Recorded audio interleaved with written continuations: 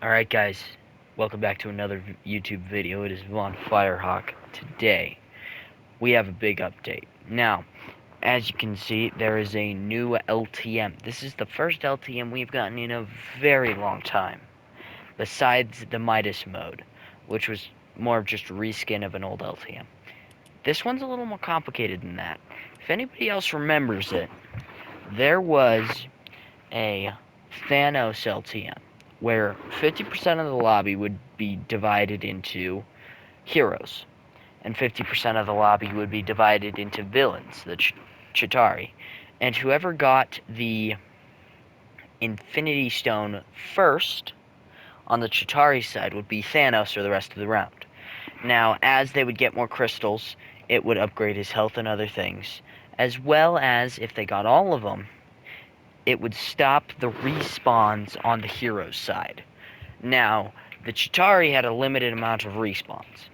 Now, they've reskinned this and changed it a little bit. So it used to be that you would just get the item and nothing else, if you were a hero. Now when you're a hero, you get a loadout based around a character. So, say you're Captain America, you would get a Captain America-based loadout with Captain America's shield.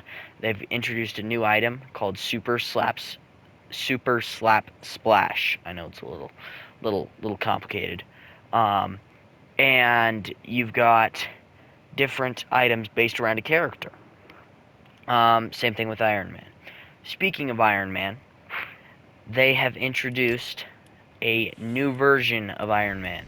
Now, many people will be extremely happy about this because there's a big problem with Fortnite is if you didn't get a skin that was in the battle pass, bad luck, you know? So, this skin is back in the item shop, and it's a new version of the skin. It's a lot less cartoony and a lot more... Okay, I'm never gonna forgive them for doing that. Never gonna forgive them for doing that. So, they've got the lame version of the Iron Man helmet of the Lego style. It used to be, originally a long time ago when they would make Iron Man helmets, this visor was its own separate piece that would flip up. They didn't do that. They just did the new version of the helmet, which is made to be cheaper, but it's just not as cool. Sorry, got sidetracked. So, it's a lot more angular and high-tech and a lot less cartoony, which I like. I think it's very cool. I'm a fan of it. The only thing that I am not a fan of is it doesn't have a Tony Stark style. It's just Iron Man. You know, to whom it concerns, who cares about that? But that's the new day. But that is the new Day of Doom LTM. Now, we're going to hop into Zero Build and explain some of the new update things. Patch notes, as it were. As you can see, I just recently passed level 100. I don't know why it's not showing that there. Just past level 100. I'm level 105 right now. So I'm starting on working for my bonus rewards. I'm excited for this skin. It's a very nice skin. Very well done.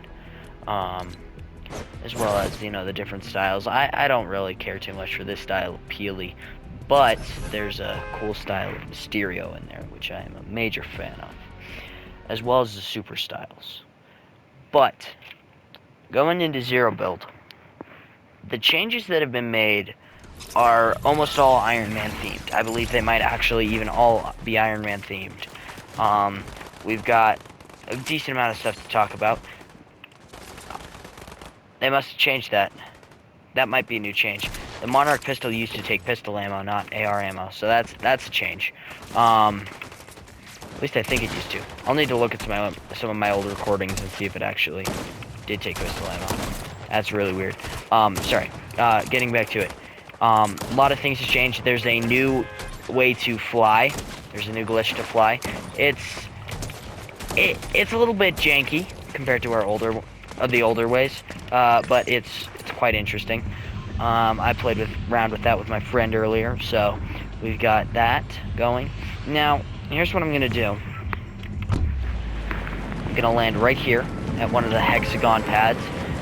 They're nice because they're large enough that you can see them from the map, but they're small enough that they don't just take up a ton of space. Now, we've got a few new items introduced. We've got Iron Man's flight kit and Iron Man's attack kit, or I think it's Iron Man's. It might not be attack kit. It might be like something else kit. And there's a flight kit as well. Now I believe this is a guaranteed flight kit. No, it can be either flight or attack. So it can be either flight or attack from the Stark chests, which are a thing that was a thing a while ago. They've completely rebranded the mythics.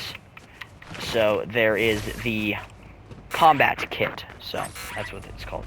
Now, the thing with the combat kit is it allows you to do a few things. You've got your basic attack, which does 30 damage. It locks on, I believe, within the dotted ring on it. I believe that's the lock-in range.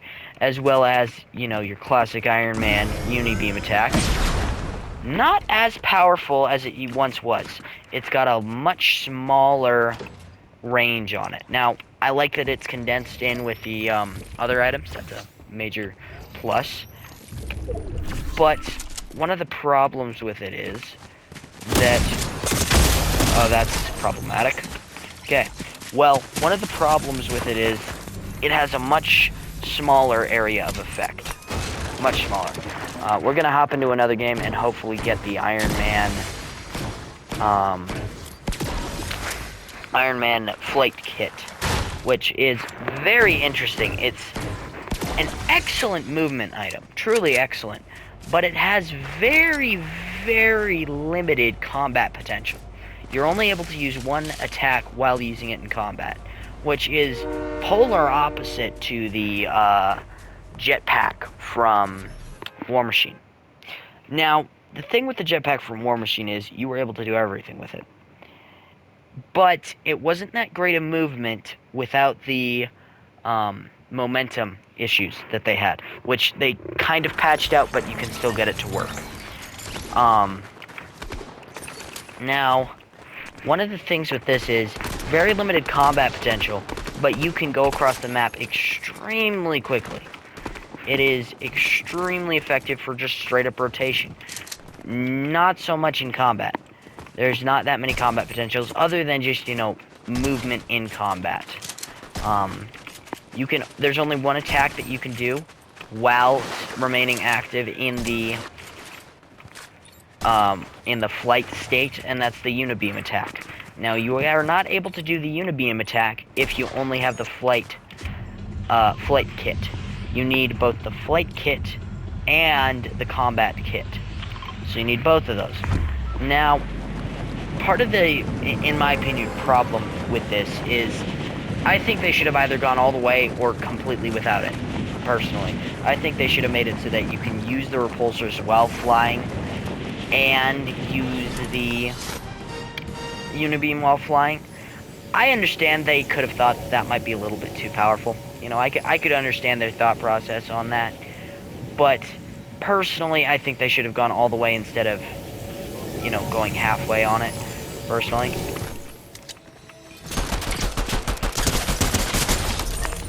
That's extremely unfortunate for that guy. Now, we got the combat kit again, which is a disappointment. I would have preferred to get the flight kit. I want to at least get some gameplay of that in this video. But as you can see, these are landing pads. These are not just weird hexagons in the middle of the map. These are landing pads. Now, I believe it's the 4th circle. The landing pads that are in the circle and some out of it, I'm not 100% sure what the qualifications for the landing pad being used is, will spawn in. Now, I don't have facts on this, but I believe it's a 50-50 chance of either spawning in a War Machine or an Iron Man. Now, with a War Machine, it'll spawn in War Machine's jetpack, War Machine's auto turret, and War Machine's arsenal. With Iron Man, and the symbols are different. The symbols are different. So you'll have you'll have kind of a square hexagon pattern for War Machine, as well as it'll be gray. We'll add Iron Man will have his flight kit and his combat kit, which is different from War Machine's arsenal, as well as the jetpack. Which do I prefer? You know, personally, there's part of me that would say go for Iron Man's, and there's part of me that would say go for War Machine's. You know, there's advantages to both. One of the advantages to War Machines is it's just straight up better for overall combat. But the benefit to Iron Man's, can't talk today, is it's better for overall movement. Another thing I forgot to mention is the Stark rifle is back, but they did it again. They took a fan favorite item and they took one of the best features of it and they said, screw that, we're gonna do our own thing because we have to make everything lame now, and they gave it bullet drop. Which I thought the whole thing was an energy rifle, and that was like its gimmick. Okay, that's unfortunate. As well as it doesn't have the same penetrative effect that it used to. If anybody else remembers the original Unibeam, I'm about to die, but the original Unibeam would penetrate through everything in its path, and it had a near infinite range. So that's some of the unfortunate news, but luckily we've got Iron Man items. They really cooked with this update. I'm being extremely critical of it. I'm a fan of this update. I'm going to be making a few new videos soon. Tomorrow I'm going to be making a video on the Day of Doom things, and a few interesting things that I don't think most people will talk about.